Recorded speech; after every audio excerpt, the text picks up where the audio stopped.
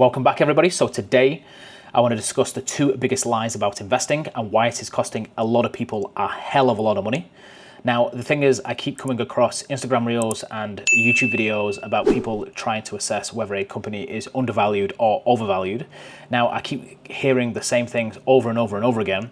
And the thing is, I just get very, very frustrated with it because it doesn't really give a good understanding and a true picture of a company's valuation. Now, the first one is the misconception about shares outstanding. Now, a lot of people assume that just because a stock price is high, that means the company valuation is high.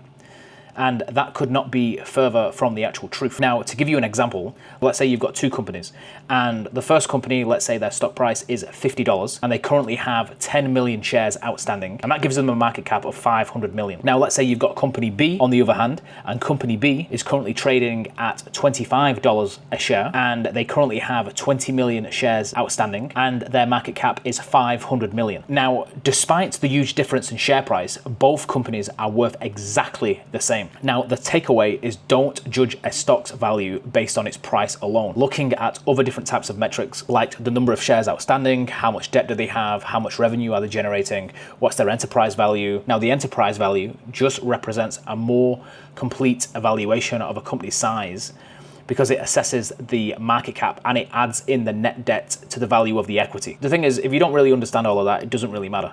The thing is, all you really need to understand is how many shares are outstanding. And the thing is, how you kind of get to the market cap of a company is you times the amount of shares outstanding by the share price, what then gives you the total market cap of that company. So the thing is, the stock price does not make a single difference to the value of the company. What you need to be assessing and what you need to be looking at is the amount of shares outstanding. Now, the second misconception is comparing current prices to historic prices.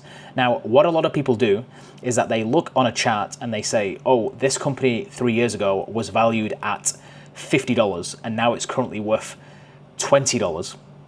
And because it's worth $20, it must be significantly undervalued, so I'm going to buy a hell of a lot of stock. This is such a misconception because the thing is, the company 3 years ago and where the company is today can be completely different. And what they don't look at is the number of shares outstanding, for one, because the thing is, the company could have issued more shares in the open market. They could have raised more debt. And the thing is, if there's more shares circling around, that means you as an investor are going to get diluted. And obviously dilution typically means the share price is going to go down in the short term as they start to use that money to invest in the business and obviously grow the business, grow the revenues, etc., etc. But the thing is, a lot of people might not necessarily be assessing if the company has any debt, also assessing have the revenues dropped, also assessing the margins. And there's all these different types of things what you can kind of assess and go a little bit deeper, what can kind of give you a better understanding whether the company is fairly priced or not. Now, what you can also be doing is assessing whether certain valuation metrics actually match up to the industry or the sector average and also the market average. So you can start to look at things like price to book, the price to free cash flow, the price to sales, the PE ratio from a industry perspective, obviously from a market perspective. You can also start to assess, are the revenues dropping? You know, is the margins being compressed? Do they have positive free cash flow or not? Are they missing their quarter? What are analysts saying? Do they have much debt? I mean, the list goes on and on and on and on and on.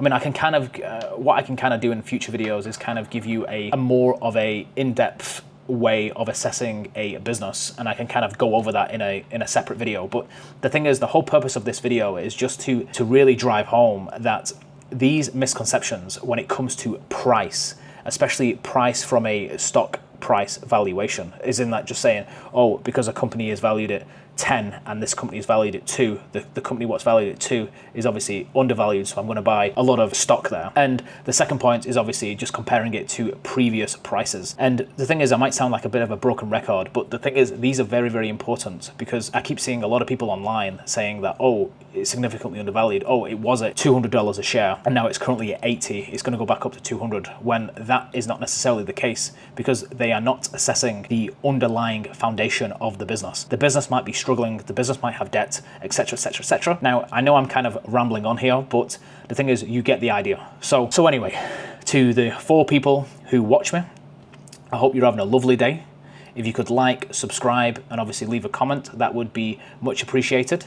And yeah, if you've got any future video suggestions, please just let me know. And yeah, hope you're having a lovely day, and I'll speak to you soon. Take care. Bye-bye.